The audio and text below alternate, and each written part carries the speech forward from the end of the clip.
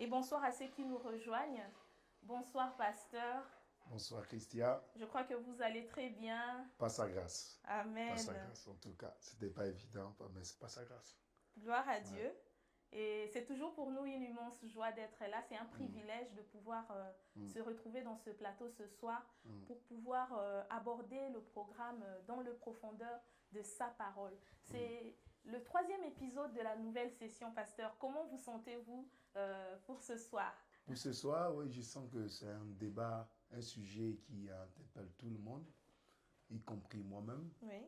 Et donc, on va parler d'un sujet qui inclut tout le monde, tout être humain qui est sur cette terre, inclut que tu sois chrétien ou pas chrétien. Donc, je pense que tout le monde est concerné ce soir. Et par sa grâce, on aura, le Saint-Esprit va nous conduire encore. Amen. Voilà.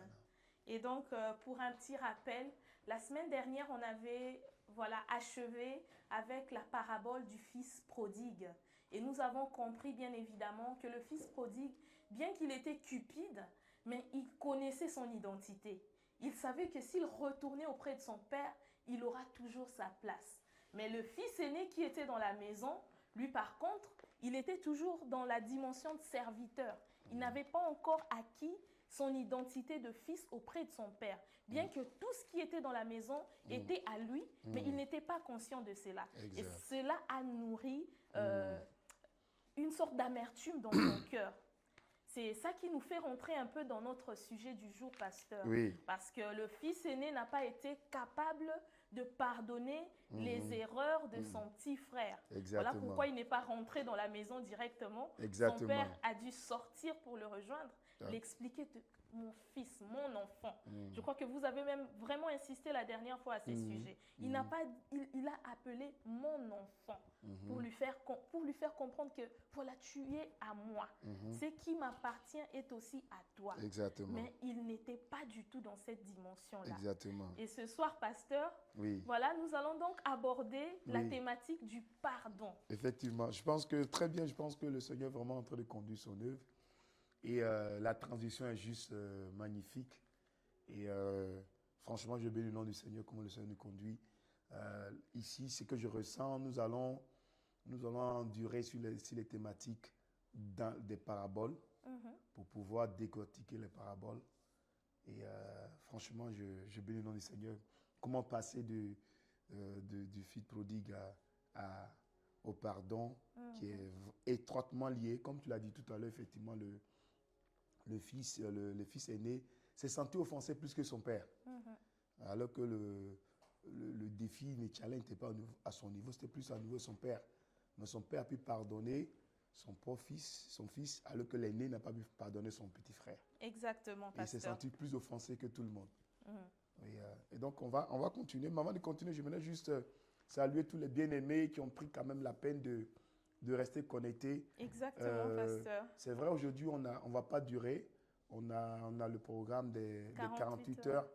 Mais le monsieur mettait à cœur que ce que nous allons aborder ce soir va fortement contribuer à tes 48 heures de cette fin de mois. Exactement. Et donc, c'est pour ça que je n'ai pas voulu reporter. Amen. C'est l'une des raisons pour laquelle je n'ai pas reporté. Parce que ce qu'on va aborder, donc, attache ta ceinture. Mon frère, ça va déménager par sa grâce. Et tu auras les bons éléments pour préparer, pour entrer dans tes 48 heures comme il se doit. Amen. Voilà, nous voulons encore saluer le bien-aimé d'Allemagne. Waouh! L'Allemagne est aujourd'hui vraiment en ligne de mire. Nous voyons Believer depuis Munich. Nous saluons également Elmars. Nous saluons Jude depuis le Luxembourg. N'hésitez pas de pouvoir mentionner votre campus. Ainsi, nous pourrons facilement vous identifier. Amen, amen, amen. Amen. Donc, franchement, donc, je vive encouragement à tous les bien-aimés qui se connectent là.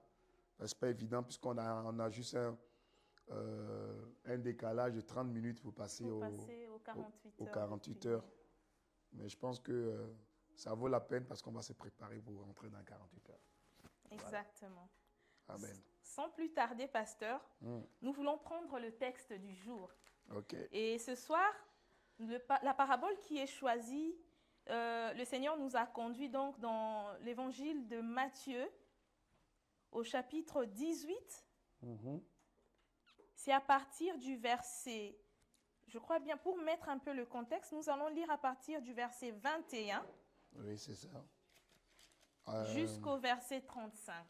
Je vais faire la première lecture, pasteur. Oui. J'ai la Bible second 21. Et je pense que ce serait bien de revenir un peu, pour mettre dans le contexte, comme tu le dis, de revenir un peu à partir du verset 15. D'accord. Parce que le verset 15 rebondit, amplifie ce qui était relaté dans le verset, à partir du verset 15 jusqu'au verset 20. D'accord. Voilà. Donc, Voilà. si tu peux commencer à partir du verset 15, s'il te plaît. Je vais commencer à partir du verset 15. Ouais. Donc, nous rappelons à nos frères et sœurs qui sont connectés depuis l'Allemagne, Berlin, Munich, Bremen, s'ils sont là, le Luxembourg. Par nous contre, les gens sommes de Bremen, ils sont très rarissimes. Hein? Je les entends presque pas. Mais c'est pas grave. Voilà, nous commençons notre méditation du jour dans Matthieu 18 à partir du verset 15 jusqu'au verset 35. Nous lisons au nom du Seigneur Jésus. Si ton frère a péché contre toi, va et reprends-le seul à seul.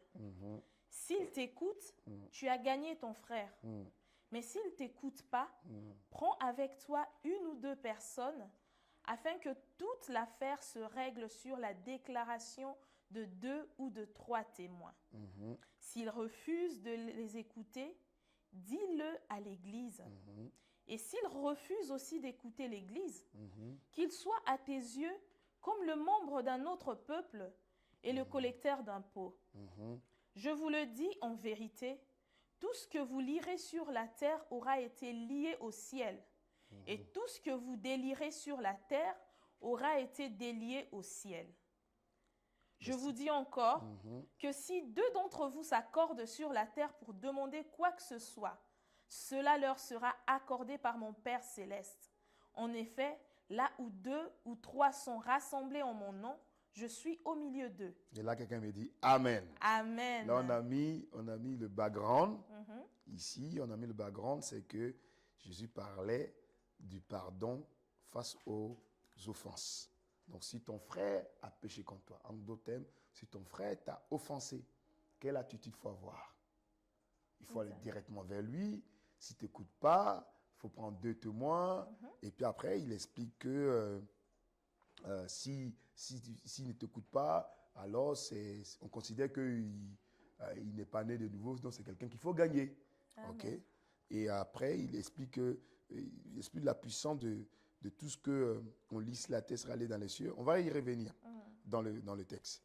Okay? Exactement. Maintenant, on atterrit dans le verset 21. Voilà. Parce que c'est une suite logique. Parce qu'après, verset 21 nous dit « alors ». Voilà, exactement, pasteur. Quand on dit « alors », ça veut dire qu'il y a une continuité quelque part, il y a une suite. Pierre n'a pas dit « alors » pour dire « alors ». Pierre a dit « alors » parce qu'il a dit « si ton frère a péché contre toi ». Voilà. Et donc Pierre a compris qu'il y avait quelque chose qu'il voulait maintenant rajouter pour dire, et maintenant continue maintenant. Voilà. Alors Pierre s'approcha. Alors Pierre s'approcha de Jésus et lui dit, Seigneur, combien de fois pardonnerai-je à mon frère lorsqu'il péchera contre moi? Est-ce que ce sera jusqu'à 7 fois? Jésus lui dit, je ne te dis pas jusqu'à 7 fois, mais jusqu'à 70 fois 7 fois. C'est pourquoi le royaume des cieux ressemble à un roi qui voulut régler ses comptes avec ses serviteurs. Quand il se mit à l'œuvre, on lui en amena un qui devait 10 000 sacs d'argent. Comme il n'avait pas de quoi payer, son maître ordonna de le vendre, lui, sa femme, ses enfants et tout ce qu'il avait, afin d'être remboursé de cette dette. Le serviteur se jeta par terre et se prosterna devant lui en disant, « Seigneur, prends patience envers moi et je te paierai tout. » Rempli de compassion, le maître de ce serviteur le laissa partir et lui remit la dette. Une fois sorti, ce serviteur rencontra un de ses compagnons qui lui devait 100 pièces d'argent. Il l'attrapa à la gorge et se mit à l'étrangler en disant « Paye ce que tu me dois ».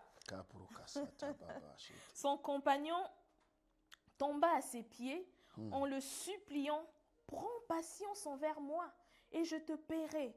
Mais l'autre ne voulut pas et alla le faire jeter en prison jusqu'à ce qu'il ait payé ce qu'il devait.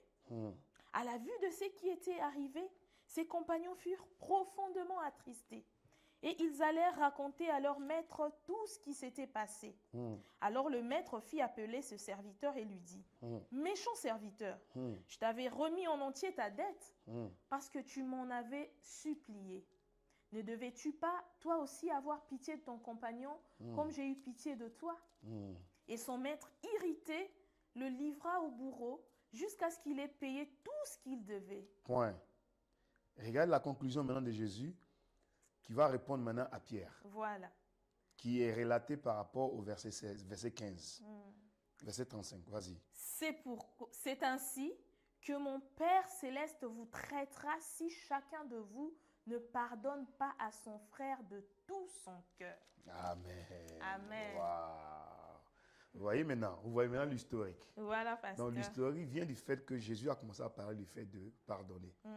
OK? Et donc, Pierre, ayant un dossier par rapport à cela, mais au préalable, Jésus avait parlé du fait que si quelqu'un t'a offensé, il faut le pardonner 7 fois. Hein? Et donc, Pierre répondit en disant alors, Seigneur, combien de fois je dois pardonner une personne?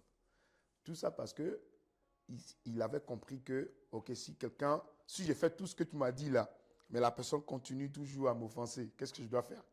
Est-ce que je ne dois pas régler son compte? Et là, maintenant, Jésus, comprenant là où il veut aller, lui donne une parabole. Exact. Qui parle en même temps à tous les disciples.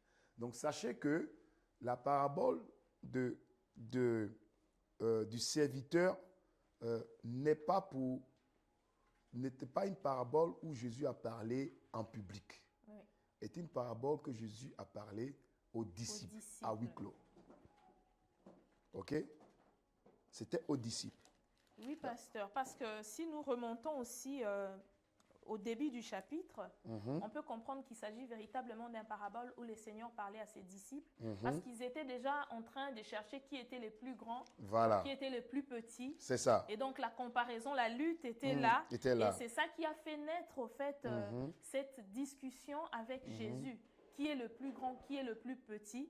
Et ça va conduire jusqu'à arriver au pardon. Oui, c'est ça. C'est ça. C'est ça. Exactement. Exactement.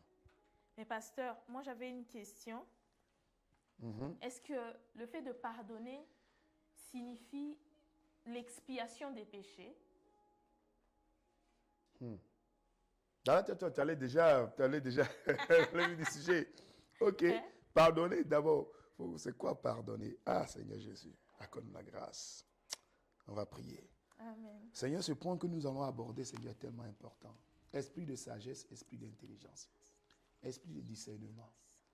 Seigneur, ce point est un point que nous traversons tous les jours dans la semaine, tous les mois. Seigneur, et ce baromètre que tu utilises par rapport au pardon est le baromètre qui nous permet de nous donner notre niveau de maturité. Notre catalyseur pour nous amener dans la dimension dans laquelle tu veux que nous puissions être manifestés.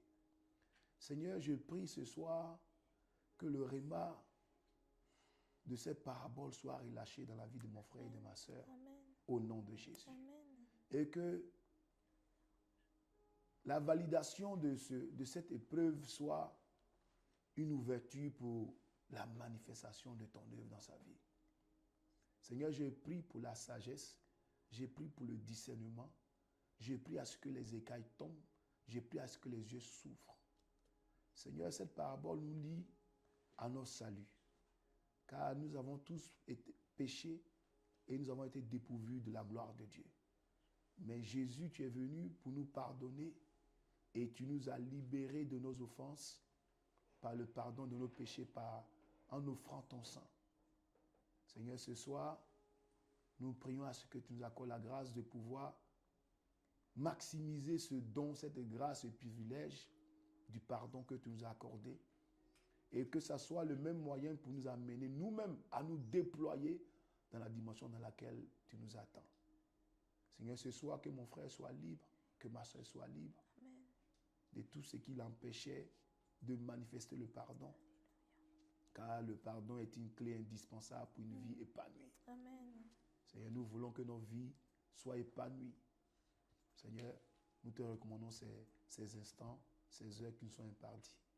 Que ton nom soit glorifié parmi nous au nom de Jésus, en présentiel ou en connecté au nom de Jésus-Christ. Amen. Amen. Amen. Amen. Ok, le pardon. Oui, pasteur. On est en train de parler d'un sujet que nul ne peut être à l'abri de cela. Amen. Amen. On est en train de parler d'un sujet. Jésus dit dans Matthieu chapitre 6, en ce qui concerne comment il faut qu'on vienne de prier, Jésus donne un baromètre, un signe. Il dit, quand vous priez, voilà comment il convient de prier. Et il faut demander pardon à Dieu, il faut pardonner les autres pour que le Père te pardonne. En d'autres manières, le degré que tu demandes au Père de te pardonner est étroitement lié au pardon que tu donnes aux autres. Vous voyez, non? Exact. Et le pardon est la clé qui nous amène à la dimension de la grâce.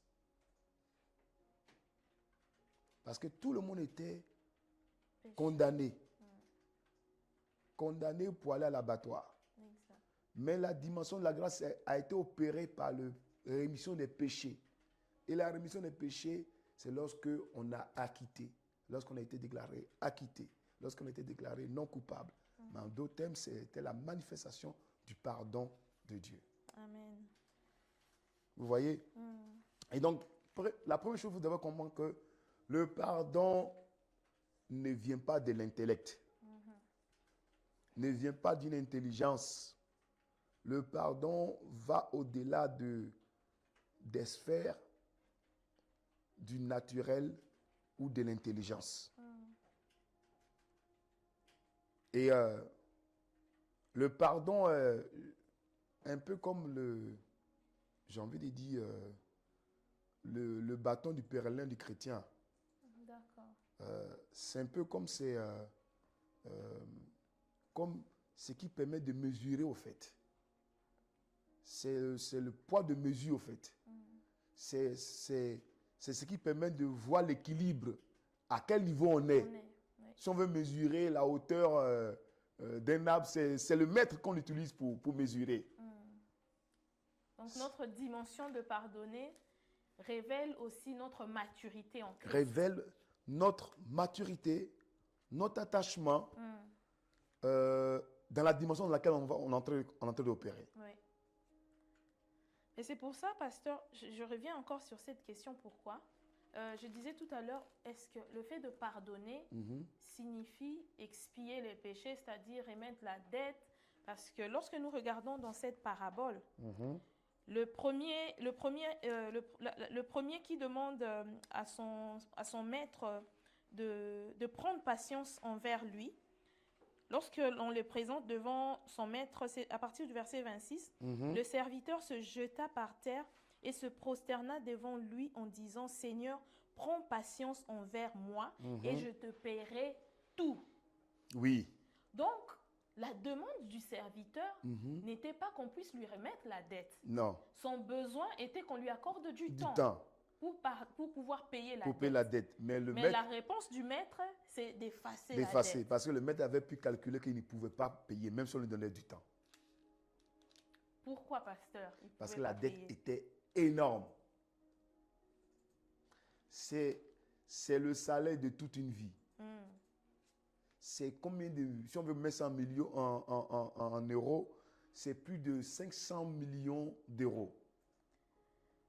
Exactement, pasteur, parce que j'ai essayé de faire un peu le calcul, chercher les correspondances des unités monétaires de l'époque. Oui. Donc, pour couper court, quand j'ai calculé, on se retrouve à ce que cette somme, les 10 000 sacs d'argent représentaient au moins 10 000 années de travail. 10 000 années de travail. pour ce serviteur. Pas une année, 10 000 années de travail. Donc imagine-toi 10 000 années de travail. Sachant qu'on ne peut pas travailler pendant 10 000 ans. Voilà. Donc c'est énorme. C'est énorme. Ça veut dire que la dette qu'il avait, ce monsieur, il ne pouvait pas le payer avec toute sa génération. Amen. Un peu comme la dette qui liait l'homme par rapport au péché. Rien ne pouvait effacer cette dette-là. Voilà. Ni l'or, ni l'argent, ni les animaux, ni le fait de sacrifier, même ni l'holocauste qu'a fait Salomon, ne pouvait pas effacer la dette. Tellement que c'était colossal. Mais malgré ça, il a dit qu'il veut qu'on lui laisse un peu de temps. Le maître lui a dit, c'est pas la peine. Je te pardonne la dette. Tu es acquitté. Tu es pardonné. Et donc, le pardon est vraiment, vraiment un sujet très, très important. Maintenant, tout à l'heure, tu as parlé, c'est quoi le pardon? Pour comprendre le pardon, je veux qu'on aille dans Strong. On va voir, prenons le mot pardon. D'abord, le mot pardon, pas le verbe pardonner. Le mot pardon. Le mot pardon dans Strong. Qu'est-ce que ça signifie? Ok, dans quelques secondes. Hop. Et, strong, grec, hébreu.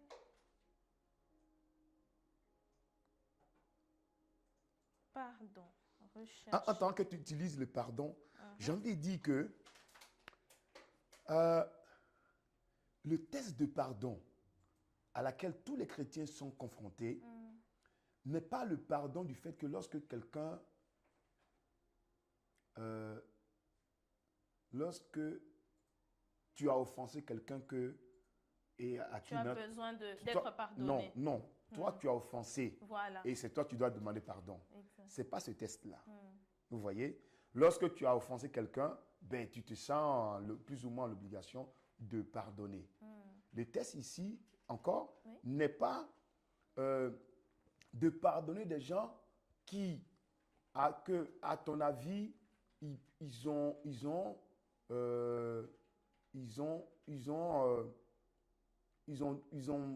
été une source de bénédiction pour toi. Voilà.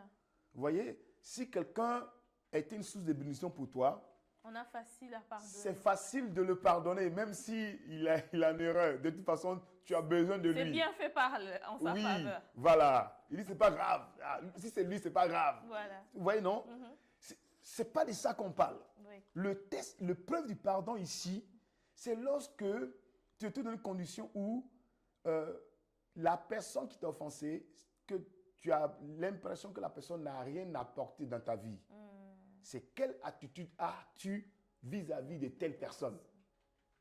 C'est là qu'on voit vraiment ton pardon. Voilà pourquoi Jésus a dit à la fin de ce verset, le verset 35, il dit, si quelqu'un ne pardonne son frère de tout son cœur. Ça veut dire on peut pardonner, mais pas de tout le cœur. On peut pardonner avec les pensées, c'est-à-dire au niveau du raisonnement. Mais pas avec le cœur. Pasteur, faites la différence entre les deux. Comment pardonner au niveau du raisonnement et pas avec le cœur? Ça veut dire quoi? Ça veut dire, je suis entendu tout à l'heure, ça veut dire que quelqu'un, ton manager, ton chef, c'est lui qui est une bénédiction qui est dans ton quotidien. Même s'il t'a offensé, s'il a un retard par rapport à un projet, s'il a mal parlé par rapport à une situation, tu te mets dans une posture de le pardonner. Oui. Mais ce n'est pas du cœur. C'est parce que plus ou moins, tes mains sont liées à lui. Parce qu'il est une source d'approvisionnement pour toi. Tu vois? Je vois. Et donc, ça, ce n'est pas vraiment un pardon. Ce pardon-là, ça, c'est un pardon qui vient de l'intellect. Okay. Ouais, non? Donc, ce n'est pas de ça que Jésus est en train de parler. C'est pour ça qu'il a mis l'accent en disant que, verset 35, c'est ainsi mon Père céleste vous traitera. Si chacun de vous ne pardonne son frère de tout son cœur. Le tout son cœur là est très important. Ça veut dire que le pardon doit venir du cœur, pas de l'intelligence.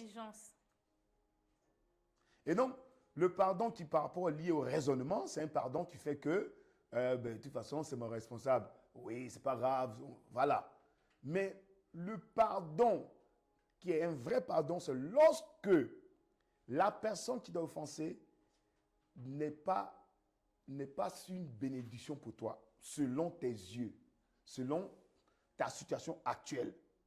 C'est-à-dire qu'il est soit subordonné à toi, c'est-à-dire qu'il est plus petit que toi, Oui. c'est-à-dire qu'il est dans un rang social plus petit que toi. Que toi.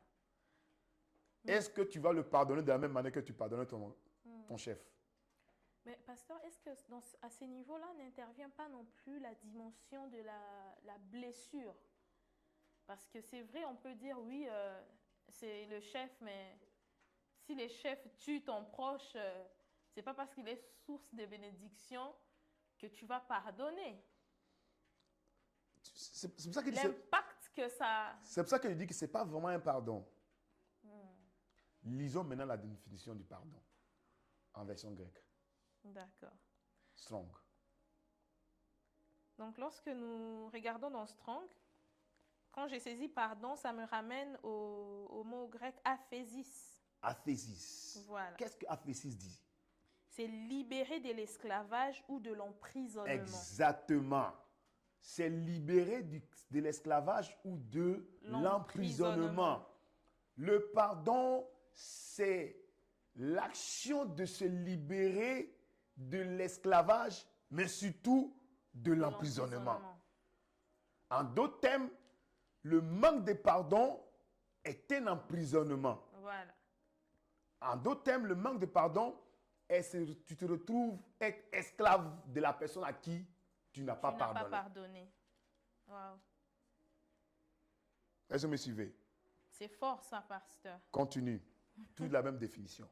Donc, deuxième définition, le pardon, aphésis veut dire oubli ou pardon des péchés, considéré comme n'ayant jamais été commis. Vous voyez? Considéré comme jamais ayant été commis. Wow. Oublié. Continue. Rémission de peine. Rémission de peine. Continue. Donc, c'est les deux définitions que me propose le Strong avec aphésis. Avec aphésis. C'est tout, hein? Voilà. Il n'y a pas de la partie générale? Partie générale, il me renvoie, aphésis renvoie à aphiémie. On le verra plus tard. D'accord, on garde ça.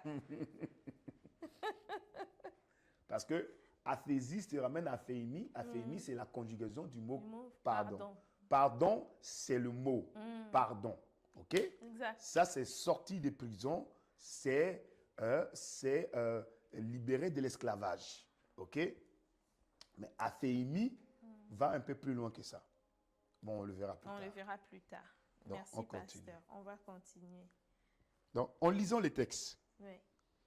Et on verra l'attitude de ce. Regardons un peu l'attitude. Donc, jusque-là, pasteur, nous avons compris que le serviteur n'était pas à mesure de payer la dette, quand bien même on lui aurait accordé le temps qu'il fallait. Parce qu'il n'a pas. Sa vie ne pouvait pas atteindre ce nombre d'années c'est équivalent à la dette. 10 000 années de travail. Ce n'est pas possible. Même Adam n'a pas vécu comme ça. Il n'a pas vécu 10 000 ans. Donc, parce que déjà, au départ, le maître voulait quand même le vendre. Oui. Lui et ses biens. Oui. Et ses enfants et sa femme pour payer la dette. C'est pas pour payer, ça ne pouvait pas payer, mais c'était pour purger. OK. Donc, le maître voulait vendre lui, sa femme, ses enfants et tout ce qui lui appartient pour pouvoir oublier la dette. Mais ça ne pouvait pas payer la dette. OK? D'accord. Et donc, lisons les textes. On va avancer. Lisons les textes. Donc, OK? On lit, ça va nous préparer pour à partir de quel niveau, pasteur? 21. OK, je veux lire à partir de 21. Alors, non, 23. Oui. Donc, c'est pourquoi le royaume des cieux ressemble à un roi qui voulut régler ses comptes avec ses serviteurs. Quand il se mit à l'œuvre, on lui en amena un qui devait 10 000 sacs d'argent.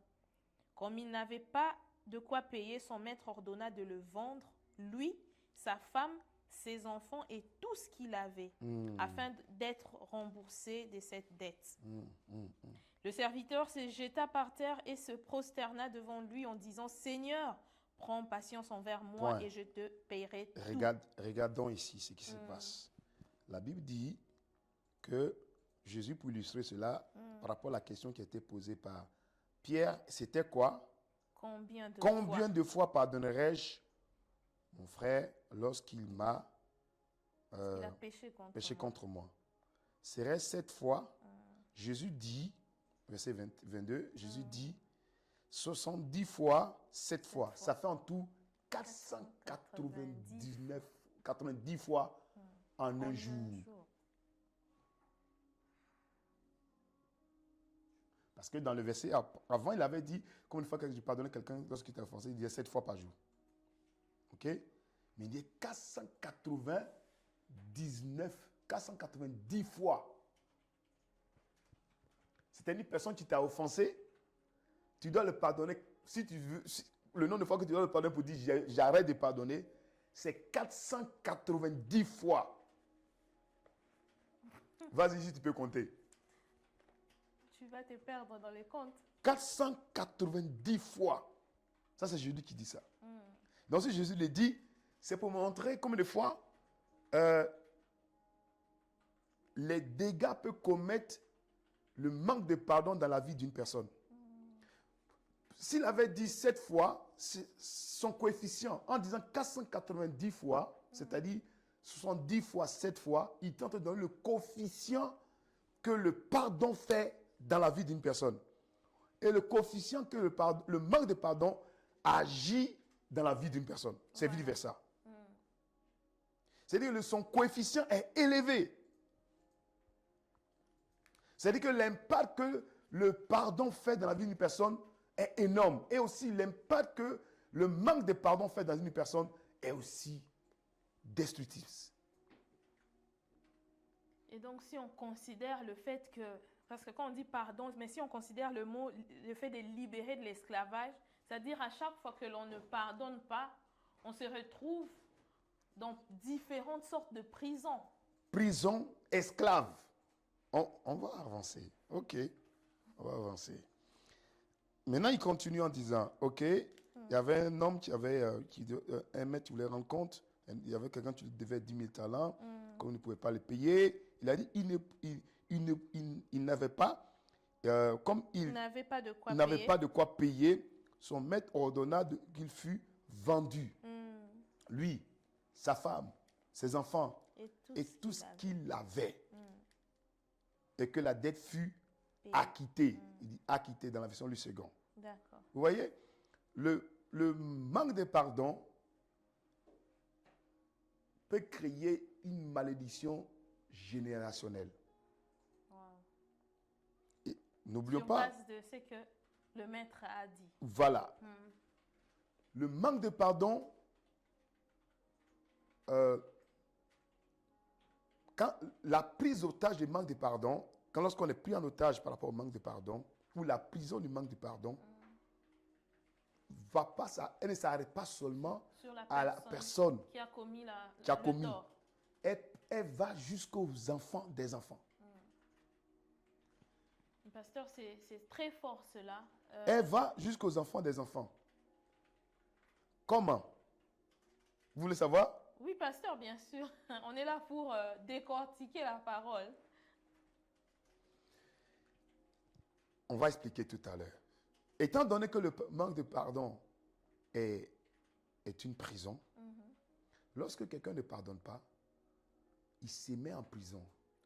Mais cette prison-là, c'est la prison que lui-même a construite, dans laquelle le maître de la prison, c'est la personne à qui il refuse de pardonner. le pardon. Me suivez, non? Vous me suivez, vous qui êtes connectés. C'est-à-dire, ce manque de pardon amène la personne à être devenue ton bourreau. Il devient ton bourreau. Et donc, qu'est-ce qui se passe dans la vie des personnes qui ont le manque de pardon? qui n'arrivent pas à pardonner, un événement passé qui agit dans les vies du passé va prendre une partie d'eux, une partie de les joies. Et du coup, une partie de les paix. En tout cas, une partie d'eux, une partie de ce qui a été offensé.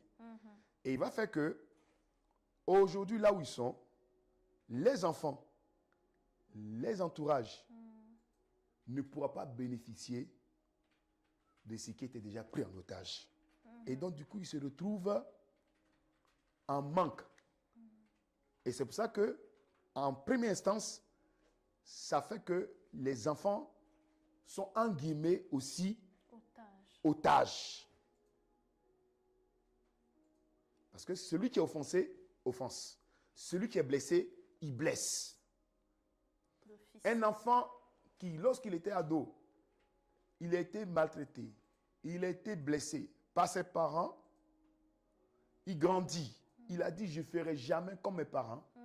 Va se retrouver en train de faire comme ses parents, et même pire. Et donc, du coup, voilà comment sa femme, qui n'était pas là quand son père ou sa mère abusait de lui, va se retrouver elle aussi subir les conséquences de l'adolescence de ce mari, de cette femme qui a été ratée. Voilà comment ça impacte en première génération les enfants. Et comme les enfants vont copier ce qu'ils voient les papas ou la maman faire, vont se retrouver en train de reproduire encore la même chose, les mêmes abus. Voilà. Et ça va rentrer dans un cercle vicieux. Voilà pourquoi c'est générationnel. Voilà comment le manque de pardon peut prendre en otage toute une famille pendant des décennies. Mais pasteur, ça c'est quand même quelque chose de très subtil. Plusieurs personnes peuvent se retrouver dans ce genre de situations sans s'en rendre compte. Ben oui. Mais comment, pendant que nous sommes en train d'évoluer dans cette méditation, pasteur, si on peut aider un frère, une sœur, comment faire au fait? Ok.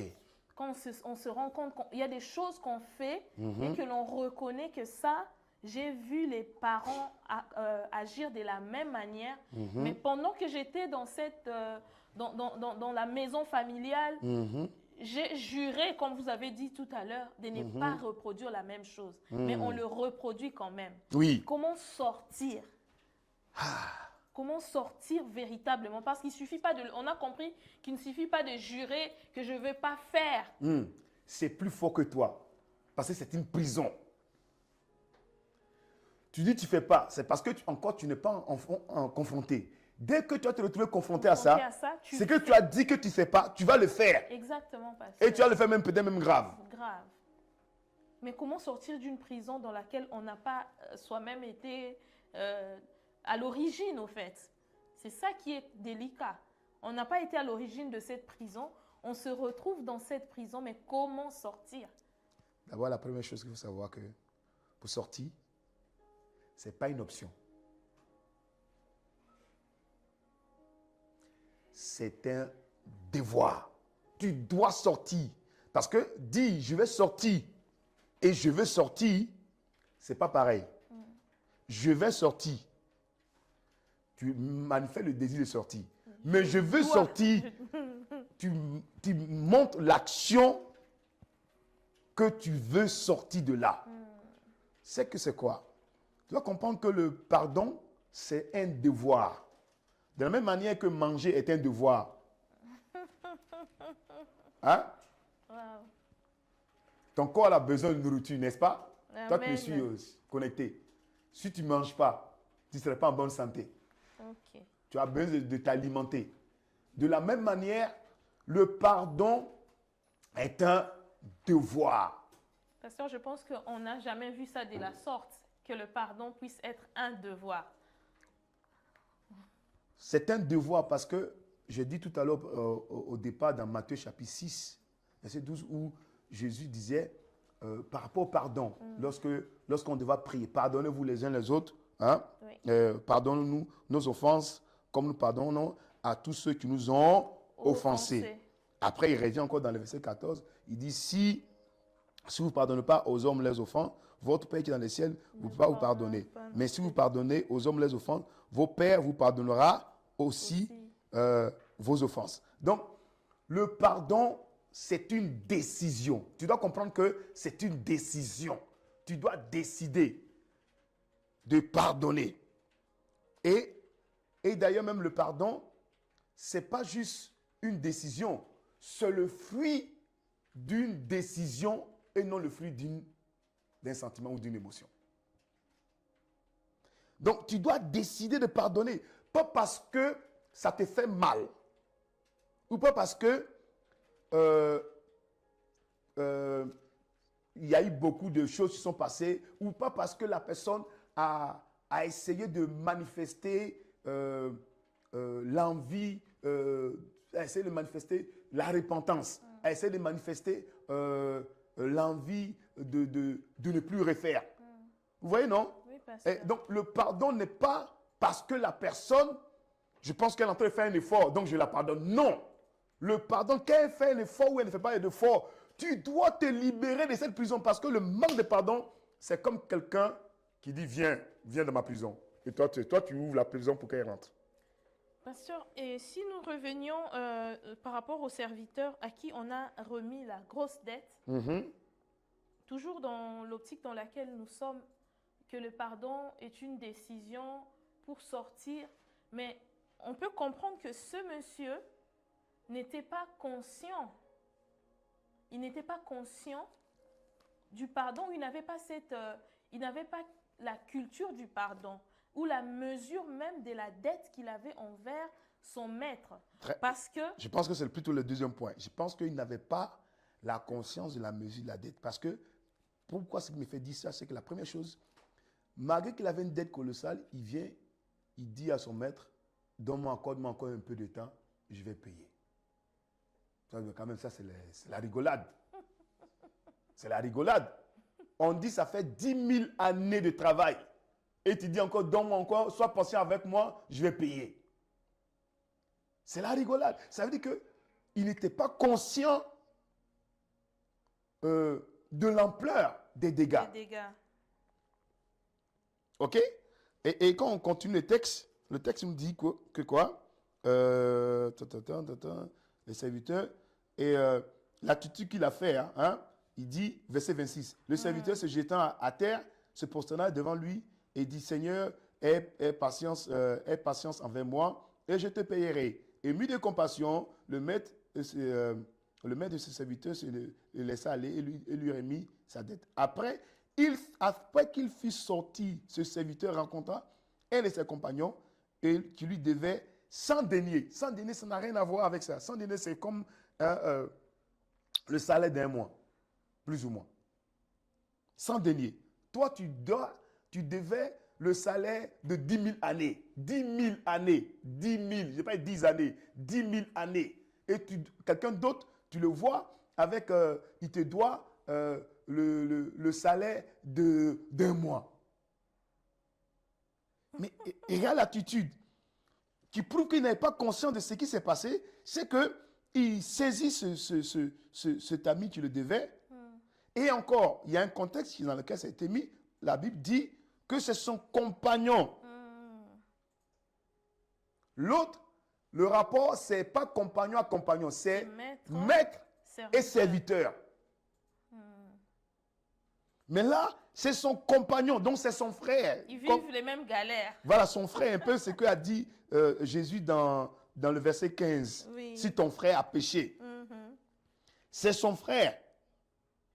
Et là, qu'est-ce qu'il fait? Son frère là, lui fait la même action qu'il a fait devant le maître. Voilà. Il lui a utilisé les mêmes mots.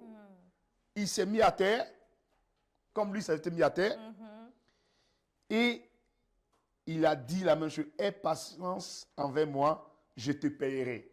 Lui, au moins, il avait la capacité de payer. Parce que c'était un salaire d'un mois. Mais regardez, la Bible dit, verset 30, mais Mais l'autre ne voulut pas. Il ne voulut pas et il alla le jeter en prison. OK? Jusqu'à ce qu'il ait tout payé. Ça OK? aussi, c'est un autre débat. On va arriver là-bas. Hein? Mais d'abord, on veut comprendre que le pardon, c'est d'abord une décision. Il faut comprendre que quoi? Pourquoi Dieu nous dit de pardonner? Dieu nous dit de pardonner parce qu'il nous a donné la capacité de pardonner. Dieu ne peut pas nous dire de pardonner s'il ne nous a pas donné la capacité de pardonner. Est-ce que vous me suivez?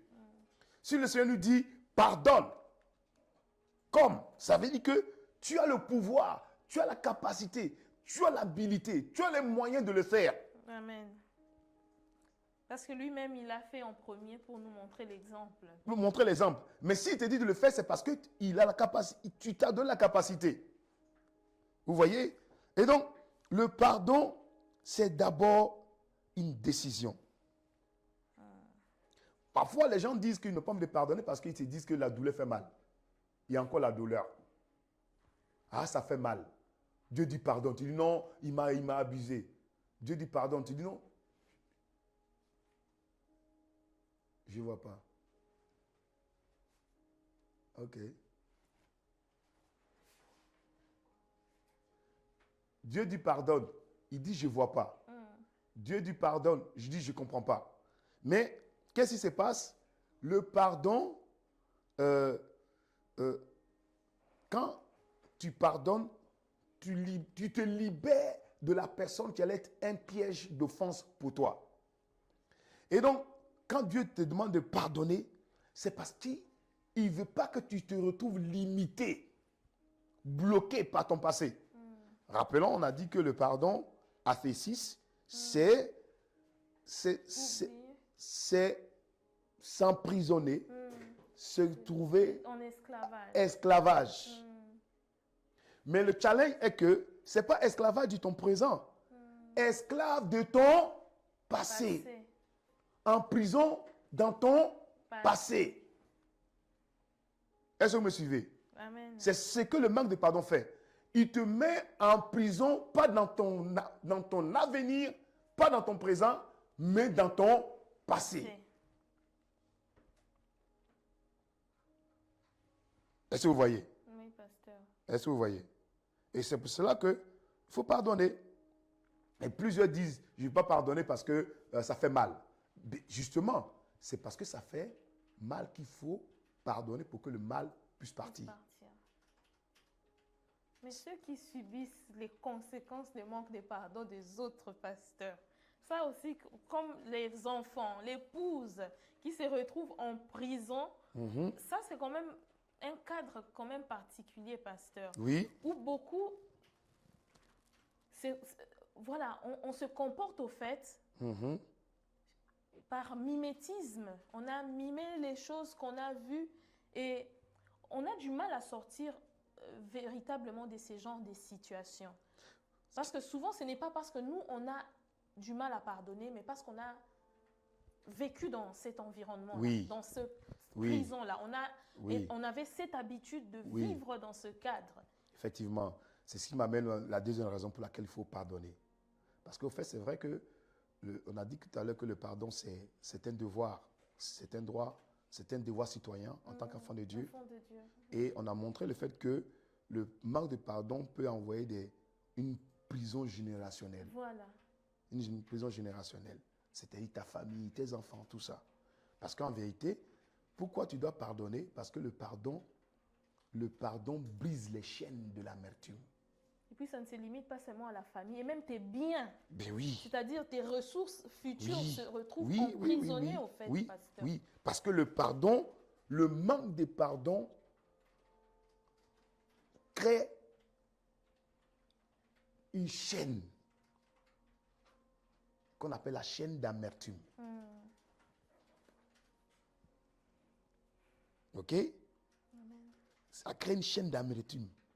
Et donc, quand on dit chaîne, ça veut dire que c'est quelque chose, c'est un maillon avec un autre maillon, un autre maillon, un autre maillon. Donc, ça veut dire que c'est une suite sans fin.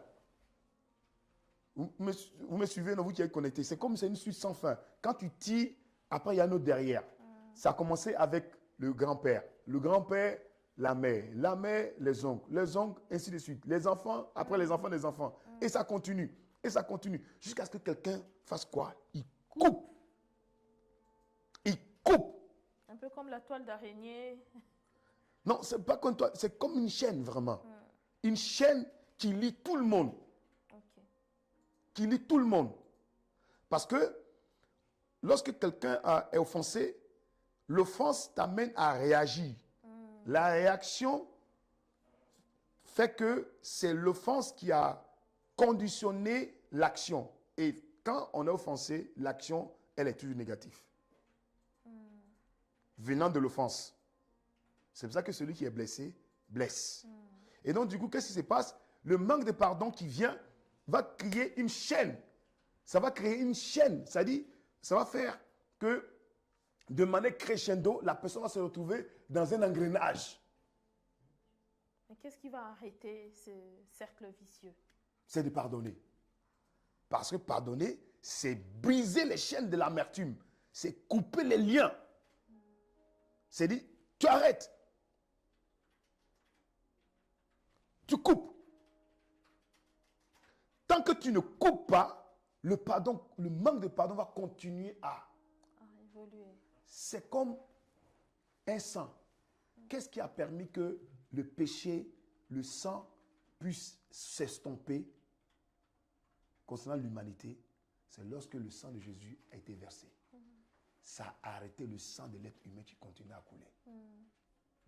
La même chose avec le pardon. Donc le pardon vient couper.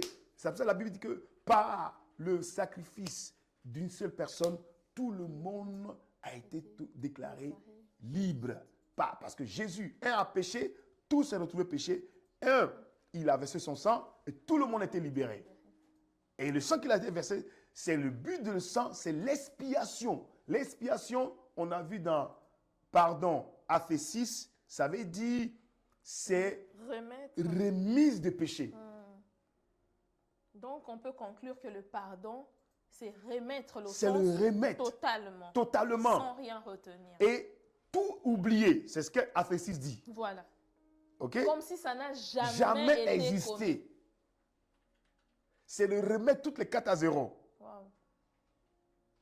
Et donc, le pardon vient. Pourquoi on doit pardonner? Parce que le pardon vient pour couper la chaîne. Couper les circuits. Qui fait que la chose perdue. Donc, tu coupes. Et quand tu coupes, il y a un départ à 0. Et pourquoi Jésus a dit à Pierre, pardonne 70 fois 7 fois, ça fait en tout 490 fois. Pourquoi? Parce que si le pardon vient, le manque de pardon, les offenses viennent pour t'arrêter d'avancer. Et donc moi, je ne veux pas que tu t'arrêtes d'avancer. Je veux que à chaque fois qu'une offense vient, que tu ne la calcules même pas. Amen. Que tu la fais passer par-dessus. Un peu comme lorsque les enfants d'Israël devaient passer pour être libérés de Pharaon, le Seigneur, l'Éternel a dit, mettez le sang sur les linteaux de porte, et lorsque l'esprit de mort viendra, il passera par-dessus. Dans le manque de pardon, nous empêche d'avancer. De passer par-dessus. Parce que tu essaies de justifier ton acte. Tu essaies de dire, mais j'ai raison, mais elle a fait comme ça. Ce n'est pas une histoire de raison. Ce n'est pas de savoir qui a raison. Et parfois, c'est ça qui nous engraine au fait. C'est qu'on veut chercher à avoir raison. Mais moi, j'avais raison. Mais oui. Mais il faut comprendre que c'est une histoire d'esclavage. C'est les raisonnements, pasteur. C'est ce que je suis en train de dire. Donc, lorsque tu es conscient que ce n'est pas une histoire de qui a eu tort, qui a raison, c'est une histoire de quelque chose, un vent qui va t'arrêter, qui va te bloquer, tu dois passer par-dessus. Amen. Tu dois passer par-dessus. Tu dois couper cette chaîne d'amertume. Parce que le diable ne peut jamais rentrer dans ton cœur si tu n'as pas accès à son cœur. Si tu n'as pas donné, si tu n'as pas donné accès à ton cœur. Et l'accès, c'est le cœur va créer une offense. L'offense, ta réaction. Le problème, ce n'est pas le fait d'avoir une offense, c'est la réaction par rapport à l'offense. C'est pour ça que j'aime bien un philosophe qui disait que, c'est Einstein, qui disait que les hommes faibles répondent les offenses par des offenses. Les hommes forts répondent les offenses par le pardon. Mais les hommes intelligents répondent les offenses par l'ignorance. Il n'a même pas le temps même de penser à ça. Et je donne un exemple. C'est pour ça que vous allez voir, regardez un peu les chefs d'État. Regardez un peu les chefs d'État. Peut-être, je ne sais pas s'il y a des questions, on va prendre. Hein? Il y a des questions? Oui, pasteur. Oui. J'ai une bonne question dans le chat de Kenny qui demande la Bible dit de pardonner à celui qui ne reconnaît pas sa faute. C'est une question. Est-ce qu'on pardonne Bon, vous avez déjà un peu répondu à la question. Et il dit si oui, lorsque nous péchons et nous ne confessons pas, est-ce que Dieu nous pardonne? En gros, il demande si on ne confesse pas notre péché, est-ce que Dieu nous pardonne quand même ou non? Ah, vraiment. Dieu nous a déjà pardonné. Il nous a pardonné des péchés présents, passés et futurs. C'est toi. Qu'est-ce que toi tu appliques? Parce qu'en vérité, le pardon du péché, ce n'est pas pour Dieu, c'est pour toi-même. Ok, Kenny? Ok? C'est une plateforme que Dieu met en place pour que toi, à chaque fois que tu tombes, tu te relèves. Ce n'est pas pour que Dieu se relève. Dieu n'est jamais tombé. Ok? Et c'est pour ça que c'est passé, présent, futur. Pour que quel que soit ce qui arrive, tant que tu reconnais la grâce, que le sang a la capacité de te restaurer, et te restaure. Mais le fait de ne pas confesser, pasteur, parce que Mais la Bible... La confession là, c'est pour toi, c'est pas pour Dieu. C'est ce que je suis en train de dire. Dieu, avant même que tu pêches, il sait que tu as péché. Voilà. Que tu aies confessé ou pas confessé, Dieu sait que tu as péché. Donc la confession, c'est pour qui? C'est pour toi. Pour te remettre à niveau. Pour continuer d'avancer. D'avancer. C'est pour on appelle ça, pour te remettre dans l'ordre. C'est pas pour que tu mettes Dieu en ordre. Non. C'est pour toi. Donc si tu ne confesses pas, c'est toi qui paye les pots cassés. Si tu confesses, c'est toi qui en bénéficies. Parce que qui a enchaîné, ce n'est pas Dieu, c'est toi qui t'as enchaîné. Oui. Wow. Ok? Non, ce n'est pas pour Dieu, c'est pour nous. Il a mis une plateforme. Parce que lui, il a déjà pardonné. Il a déjà pardonné. Par le sang de Jésus. Il a déjà pardonné parce que le sang de Jésus est à cause de son amour. Car il a tant aimé le monde qu'il a donné pour donner le moyen de pardonner. Donc lui, il a déjà donné. Il a donné les clés à chacun de l'utiliser ou à ne pas l'utiliser. Wow. Oui. Ça, c'est une question mienne, parce que vous avez dit que quand on pardonne, on oublie. Mais plus tôt dans le chapitre, Jésus dit de manière très pragmatique, si ton frère t'a offensé, va le voir en secret. S'il ne veut pas t'écouter, prends 2 ou 3 personnes. S'il ne veut pas t'écouter, va devant l'église. Et s'il ne veut toujours pas t'écouter, considère-le comme si c'était quelqu'un de Voilà. Donc, je veux bien qu'on oublie. Non, je n'ai pas dit vraiment qu'on oublie. J'ai dit que le pardon, dans le texte FSIC, dit oublier. Comme si ça n'a jamais existé. Comme si ça n'a jamais existé. Et dans le cas présent, alors, si, admettons, moi, je me sens offensé par quelqu'un, je pardonne, puisque c'est inconditionnel, j'oublie. Oublier, ça ne veut pas dire que tu ne te rappelles pas. Ce n'est pas ce qu'on est en train de dire. Je vais dire, l'oubli, c'est quoi? C'est-à-dire que tu ne tiens plus rigueur. Mais ce n'est pas dire que tu as oublié que tu ne sais pas l'événement qui s'est passé hier. Dans quel cas est-ce que moi, c'est une question qui est très pragmatique, mais dans quel cas est-ce que moi, je peux aller voir une personne et lui dire, voilà, tu m'as offensé. Si elle ne m'écoute pas, je prends 2 ou 3 témoins. Et après, voilà. dans quel cas? Parce que, en tout cas, moi... Dans le premier cas, il dit, si ton frère a péché, va et reprends-le en toi et lui seul. S'il t'écoute, ici, le point, il a dit si ton frère a péché. Il n'a pas dit forcément a péché contre toi. Ok? Ok? Ça peut dire que c'est toi qui as péché contre le frère aussi. Mais en d'autres termes, l'entrée dit s'il y a un péché. Si on constate un mal, S'il y a un péché, mal. voilà, on Ok. peut... Que ce soit venant de toi ou venant de la part du frère, il dit va et reprends-le. Et si lui et toi, s'il t'écoute, tu as gagné ton frère. Et s'il ne t'écoute pas, prends une ou deux personnes afin que toute l'affaire se règle par la déclaration de 2 ou de 3. Mais ça, c'est dans un contexte précis que tu cherches à gagner le frère. Ah, à gagner, voilà. C'est cette notion peut-être que... Ok? Ok. Voilà, à gagner le frère. C'est ça. Donc ça, c'est en fait, c'est pour un but. C'est pour un but. C'est pas parce que j'ai été offensé. En fait, c'est pour un C'est but. pour un but. Ça va un peu dedans, mais la direction, la trajectoire, c'est pour le gagner. Parce qu'il dit après, si t'écoute, il tu as t'écoute, gagné tu as ton gagné. frère. Et si tu n'écoutes pas, va prendre 2 ou 3, afin que par le témoignage de 2 ou 3, tu puisses... Maintenant, s'il refuse encore d'écouter, ok, dites-le à l'église, s'il refuse d'écouter l'église, alors qu'il soit pour toi comme un païen, un publicain. C'est ça. Un païen comme un publicain, c'est-à-dire quelqu'un qui doit être sauvé, que tu dois gagner. Mais cela ne veut pas dire qu'on ne lui a pas accordé le pardon. On n'a pas accordé le On pardon. lui a pardonné, Voilà. mais Il a refusé. on ne le considère pas comme né de nouveau. Voilà, c'est ça. Donc, c'est un autre contexte. OK? Et donc, on est en train de dire que le deuxième point par rapport au pardon, deuxième action, c'est comment, pourquoi et comment il faut pardonner. L'important, c'est que le pardon, ça t'enlève de l'amertume, des chaînes d'amertume. Dans le cœur, bien sûr. Exactement. OK?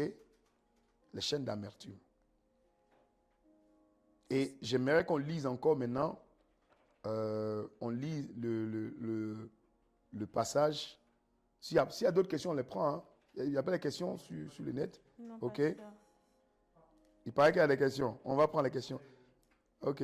Les gens, ils ne parlent pas. Bon, OK. Il y a des mains levées? OK. On prend les questions. Oui. Démutez vos micros et puis parlez vite fait avant que moi je vais aborder un autre point. On peut prendre le frère, je crois, Nasser, qui a levé la main depuis l'Allemagne.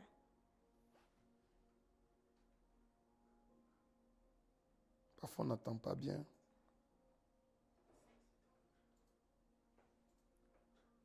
Il y a Kenny qui avait levé la main. Il y a Nasser, mais je pense qu'il parle, mais on n'entend pas. Voilà. Ok, on va voir sa question. Il dit... C'est dans le chat. OK, on prend la question dans le chat alors. On y va. Il dit, si on pense à une chose et on soupire seulement, pasteur, si on confesse le pardon, comment être sûr qu'on a pardonné 100% dans une affaire? À quoi le reconnaître? À quoi reconnaître qu'on a pardonné à 100% dans une situation pour laquelle on a déjà demandé pardon? J'espère que c'est ça votre question. Jésus l'a dit hein, dans le verset 35. Il dit si chacun de vous ne pardonne à son frère de tout son cœur. Comment on sait qu'on a vraiment pardonné? C'est lorsque c'est tout ton cœur, c'est lorsque ton cœur a été engagé. Comment tu sais que tu n'as pas pardonné? C'est lorsque, quand tu vois la personne, ton cœur bat encore. Ton cœur va te dire la vérité. Ton cœur, il est le baromètre. Exactement, pasteur. Tu peux dire non, ça va, non, ça va. Non, oui, ça va. Mais tu sais que ça ne va pas. Ton cœur est en train de te dire, lève-toi, on va partir. Qu'est-ce que tu fais ici encore? Lève-toi, je ne supporte pas sa présence. Mais devant les autres, devant les gens, tu vas dire, ah, ça va. Mais ton cœur est en train de te dire, J'essaye. Lève ton pas. Donc, le baromètre, c'est le cœur. Et c'est ce que Dieu regarde. C'est pour ça que le pardon ne vient pas de l'intellect, ça vient du cœur. OK? Donc, c'est le cœur qui permet de peser si tu as pardonné. Amen. OK? Amen. Si la personne arrive, j'ai donné une illustration une fois, la personne arrive, elle vient en face de toi, elle rentre dans un magasin, tu changes de magasin. Ou tu dis, attends d'abord un petit peu. Dès qu'elle sort du magasin, tu rentres. Tu ne l'as pas pardonné. Tu ne l'as pas pardonné.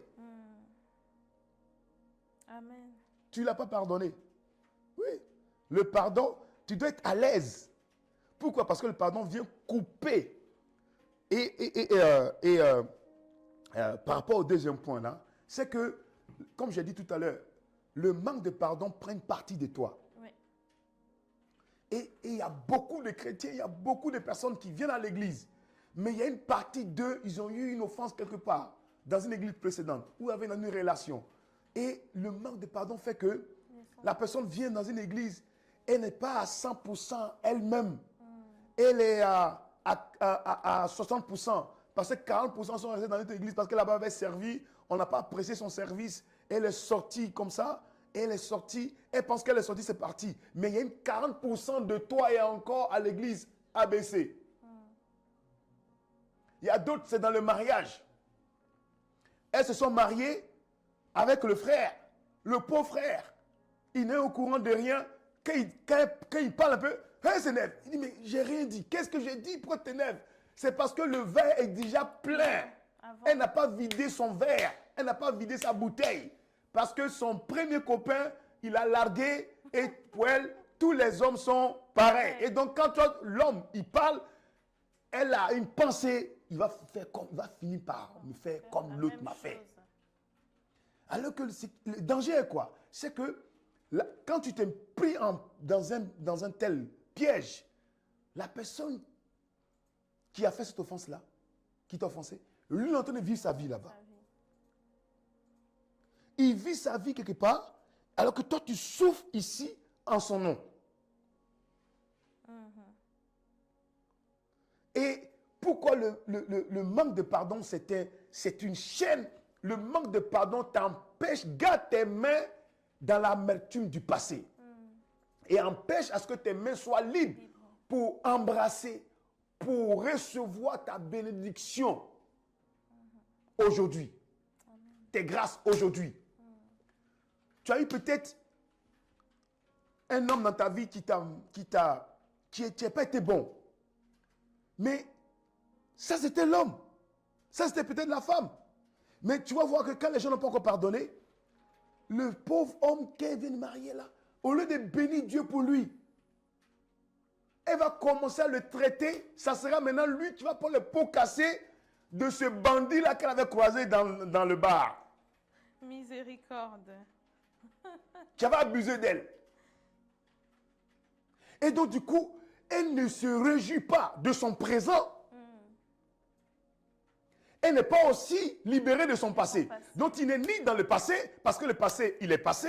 Mais comme tu es dans le passé, tu ne réjouis pas de ton présent et ton futur n'évolue pas. Et qu'est-ce qui se passe? C'est là que les gens font du surplace. Mais je prie que ce soir, tu sois libéré de ton passé. Amen. Que tes mains qui étaient dans l'amertume dans ton passé soient totalement brisées et que tes mains soient libres pour embrasser ton futur glorieux. Amen. Il n'y a rien qui était dans ton passé qui est plus glorieux que ton futur. Ton futur est toujours plus grand que ton passé. Mais lorsqu'on est enchaîné, on pense que ce qu'on a passé, le passé est plus glorieux que le futur. C'est un mensonge qui vient de l'enfer. Amen. Sois libéré au nom de Jésus. Amen. Sois libéré. Et donc, c'est pour ça que c'est une chaîne qui tient les gens dans le passé. Et cette chaîne-là fait que les gens n'évoluent pas. Les gens n'évoluent pas. Ils sont toujours... Tu vas voir, qu'est-ce qui va se passer? Même dans le cercle du travail, dans le monde du travail. Il ne veut plus travailler dans telle boîte. Oh, il ne veut plus postuler là-bas. Il se trouve paralysé alors que Dieu a déjà ouvert les portes et toi-même tu fermes la porte. Dieu dit tu marches à ciel ouvert. Mais le manque de pardon va te faire marcher à ciel fermé dans un ciel ouvert. Dieu va dire c'est ta saison. Le manque de pardon va te dire que ta saison est passée et que tu ne pourras plus réjouir. Tu ne pourras pas bénéficier. Le manque de pardon. Et ce qui est encore horrible, ce n'est pas juste le manque de pardon envers des personnes, c'est le manque de pardon envers soi-même. Par rapport à une offense que tu as faite, par rapport à une erreur. Si tu as fait des avortements, oui. Et puis quoi? C'est passé. Mais le manque de pardon peut faire que la personne aujourd'hui, elle s'en veut encore de cet acte-là. Pasteur, moi, je voulais juste rebondir sur quelque chose. Je ne sais pas si j'ai bien compris. Par rapport à la question que le bien-aimé Nasser avait posée tout à l'heure, comment reconnaître si on a pardonné véritablement? C'est le cœur. C'est le cœur. Donc, ce que je comprends, c'est que chacun de nous a un baromètre auquel on ne peut pas se mentir. On sait qu'on a pardonné ou on n'a pas pardonné. Lorsqu'on se retrouve, par exemple, face à la personne contre qui on garde encore l'offense, on sait directement dire si on a pardonné ou pas. Il y a un baromètre en nous qui ne trompe pas, au fait. Qui ne trompe pas, c'est le témoin intérieur, c'est la paix. Tu n'es pas à l'aise. Depuis que la soeur est rentrée dans la salle, tu commences, tu es gêné là. Tout à l'heure, tu parlais. Dès qu'elle est rentrée, tu arrêtes de parler. Oh, la causerie s'est arrêtée, qu'est-ce qui s'est passé? C'est moi que tu n'as pas pardonné. La présence de la jeune soeur te gêne. Oui, parce que ça, c'est une question qui revient souvent, pasteur. Comment savoir si on a véritablement bien pardonné ou pas? Donc, chacun de nous... Arrêtez de m'embrouiller. Voilà. Tu sais. Chacun de nous sait, tu sais jusqu'à quel niveau il a pardonné. Tu sais. Tu sais. Amen. Ton témoignage intérieur te dit, tu n'as pas pardonné. Tu sais. Mais tu veux raisonner avec l'intelligence. Tu dis de toute façon, ce n'est pas grave. Mais tu sais que tu n'as pas fait. Tu sais que tu ne l'as pas libéré. Que tu la tiens encore. Mais c'est tellement triste. Ce qui est triste, c'est que quoi? Tu tiens quelqu'un en captivité, alors qu'au fait, en vérité, ce n'est pas la personne qui est en captivité. C'est toi qui te mets en captivité. En la tenant. C'est vrai que vraiment, on peut demander encore la grâce du Seigneur. Je pense que le pardon, c'est vraiment quelque chose qui est la clé, comme vous disiez tout à l'heure.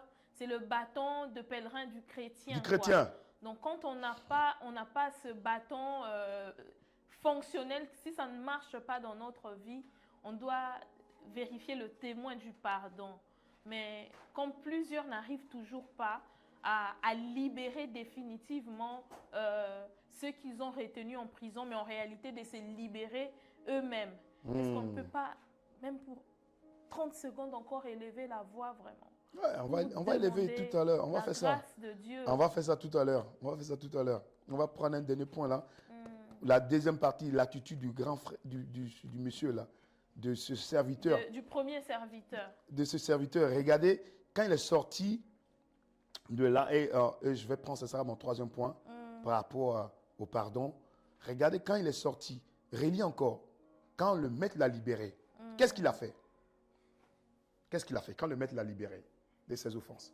Une fois sorti, ce serviteur rencontra un de ses compagnons qui lui devait 100 pièces d'argent. Oui. Il l'attrapa à la gorge. Il attrapa la gorge. Continue. Et se mit à l'étrangler en disant. Il s'est mis à l'étrangler en disant, paye ce que tu me dois. Lis maintenant le verbe pardonner. Qu'est-ce que ça signifie? Afiemi, hein? C'était ça. Oui, afiemi. Voilà. Afiemi. Voilà, la première signification qu'on nous donne, c'est envoyer au loin. Envoyer au loin. Renvoyer. Renvoyer. Répudier. Répudier. C'est-à-dire s'en aller. S'en aller. on donne l'exemple d'un mari divorçant d'avec sa femme. D'un mari divorçant avec sa femme. Oui, continue. Deuxièmement, on Deuxièmement, dit céder, céder, expirer, expirer. Je vais prendre ce mot-là. laisser aller, Laisser aller. laisser faire, Laisser faire. laisser dire, Laisser dire. ne tenir aucun compte de, Ne tenir aucun compte d'eux. laisser, Laisser. ne pas discuter maintenant. Ne pas discuter maintenant. Continue encore. Des enseignants, écrivains, orateurs, Oui. omettre, négliger, Oui. oublier, Oublier. remettre une dette, Remettre une dette. rendre, Rendre. ne pas garder plus longtemps, Plus longtemps que... Après, ils vont donner un certain point. permettre, Mhm. accorder, Accorder. donner une chose à quelqu'un. Donner une chose à quelqu'un. Troisièmement, maintenant, Oui. c'est J'aime la... Écoutez la troisième mot maintenant. Oui. quitter, Quitter. laisser quelqu'un Laisser dans quelqu'un. le but d'aller dans un autre lieu, Laisser quelqu'un dans le but d'aller d'un autre lieu. partir de chez quelqu'un, Partir de chez quelqu'un.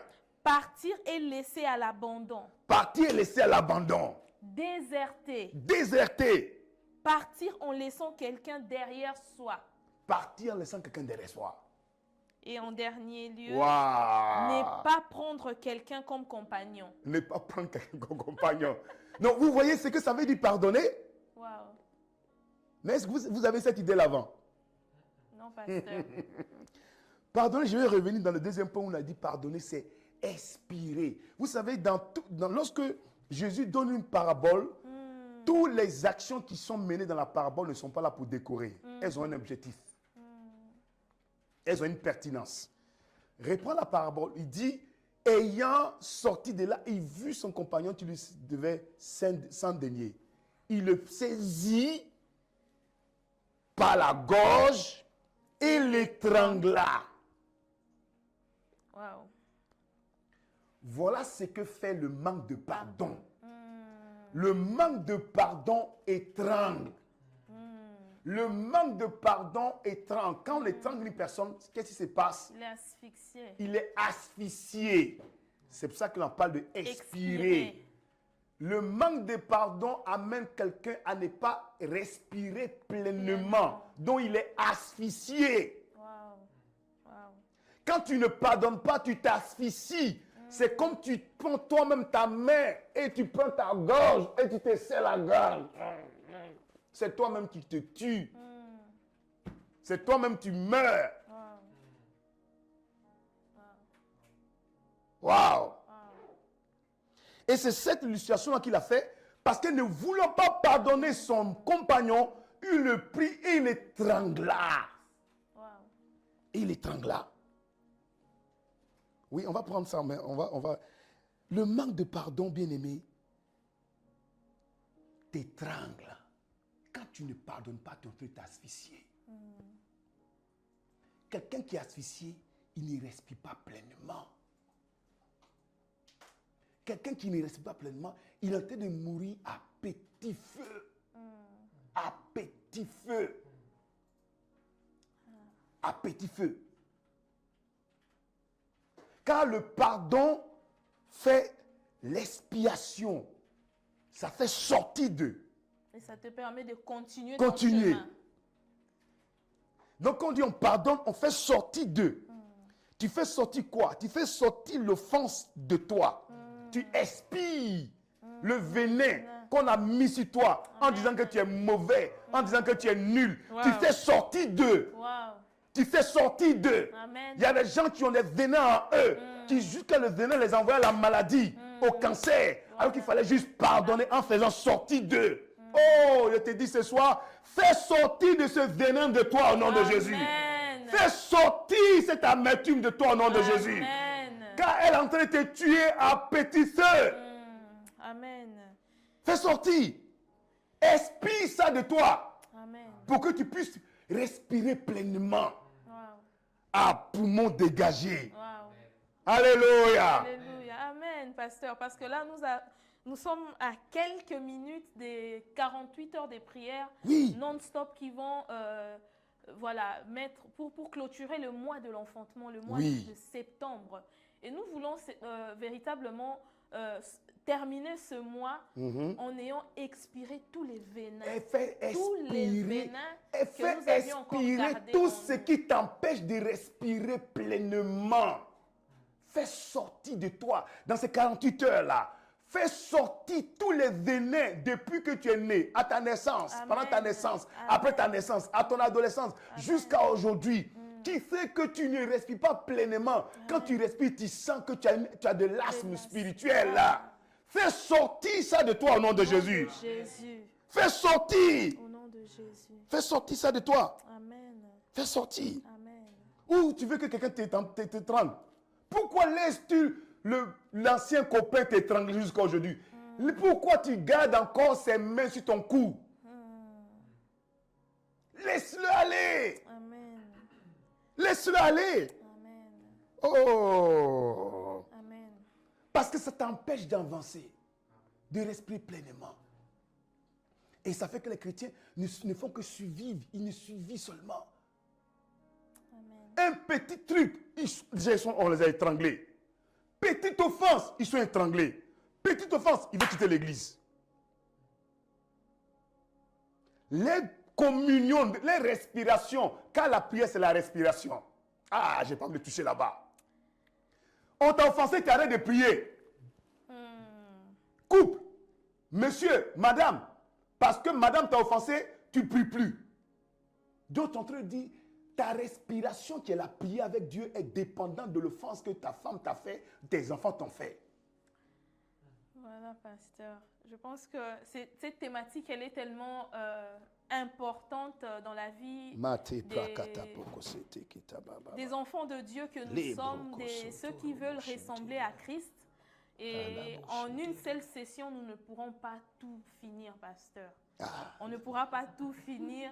Je pense que pour le mercredi prochain, vous voulez qu'on revienne encore dessus? de Dieu, on revient dessus? Je pense que ça vaut la peine, pasteur, que l'on puisse encore marteler dessus. Parce que lorsque vous avez épinglé cet élément, je pense que plusieurs ne faisaient pas attention au fait que l'étranglement là qu'il faisait à son compagnon renvoyait au fait qu'il s'asphyxiait lui-même et que le pardon, c'est le fait d'expirer pour pouvoir respirer à plein poumon et continuer la marche. Avancer. Parce que nous sommes en marche au fait. C'est ça. Et cette marche demande de l'endurance, demande de la persévérance. Exactement. C'est pour ça que beaucoup de chrétiens se soufflent dans les marches avec le Seigneur parce qu'ils sont tout le temps offensés et ils manquent de pardon alors que Jésus a dit pardonne, le Père vous pardonnera comme vous pardonnez à tous ceux qui vont offenser. Parce que c'est le baromètre pour pouvoir continuer à marcher. Pour pouvoir marcher,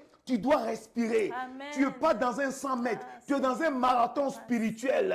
Un bon marathonien, c'est celui qui sait garder la respiration. Tu ne laisses pas son poumon être bouché par un gaz carbonique.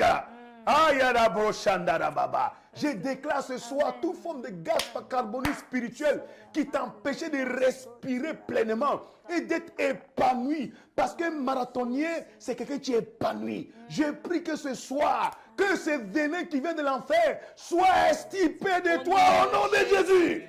Qu'il soit extirpé de toi au nom de Jésus. Amen. Tout ce qui fait que à chaque fois, tu n'arrives même pas à avancer. Ta vie chrétienne est faible parce que tu respires mal, parce que tu es tout encombré.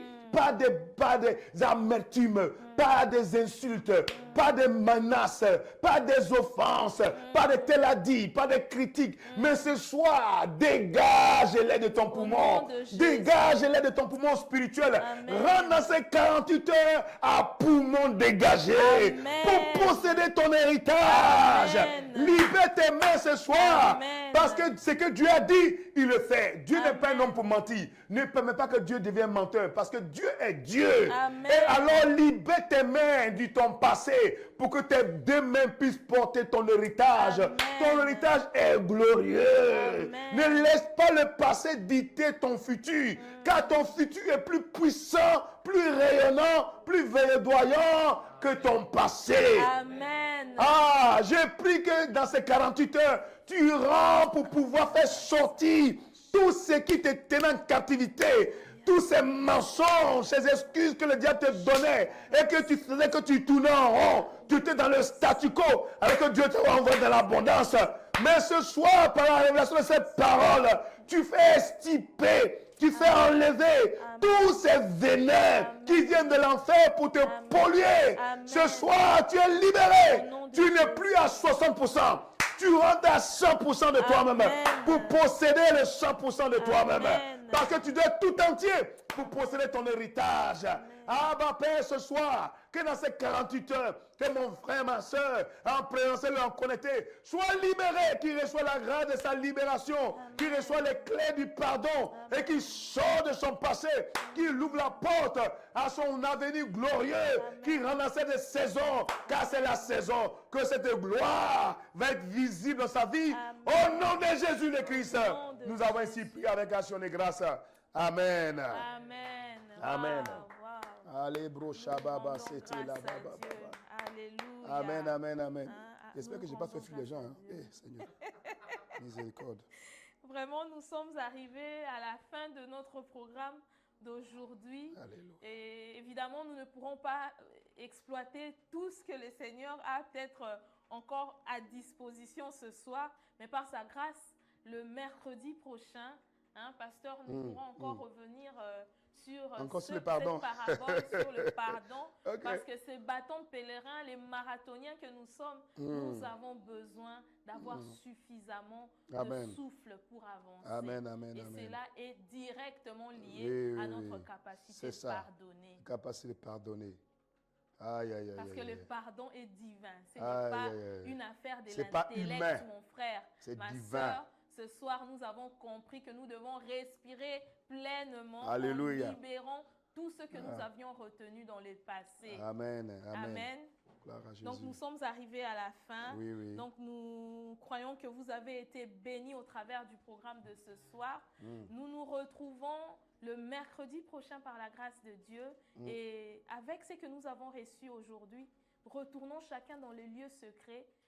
Continuons de demander au Père la grâce de marcher dans le pardon, d'avancer, afin que notre vie puisse manifester cet héritage glorieux que le Père a en réserve pour nous. Par sa grâce, nous allons y arriver, car la gloire qui nous attend est bien plus grande, comme l'a dit notre pasteur, que ce que nous avions laissé derrière nous. Amen. Amen. Oui. Amen. Donc, vraiment, on rend grâce à Dieu. On rend grâce à Dieu pour vous tous été connectés. Vraiment, que le Seigneur vous bénisse abondamment. Franchement, moi, ça m'a été, je le dis pas comme ça de manière théorique. C'est mon expérience, c'est mon atout, ça fait partie de mes secrets, de mes clés, de mon porte-clés, de ma marche avec le Seigneur. Je ne laisse jamais quelque chose me garder dans mon passé. Amen. Et quand je vois une offense, je sais que ça veut m'arrêter. Et je dis, passe par-dessus au nom de Jésus. Amen. Et donc, ça sera votre partage au nom puissant de Jésus. Amen. Amen. Et donc, un sondage sera envoyé pour cette semaine au sujet du pardon. Et nous vous prions vraiment d'être réactifs, de répondre en vue de pouvoir préparer aussi notre prochaine émission.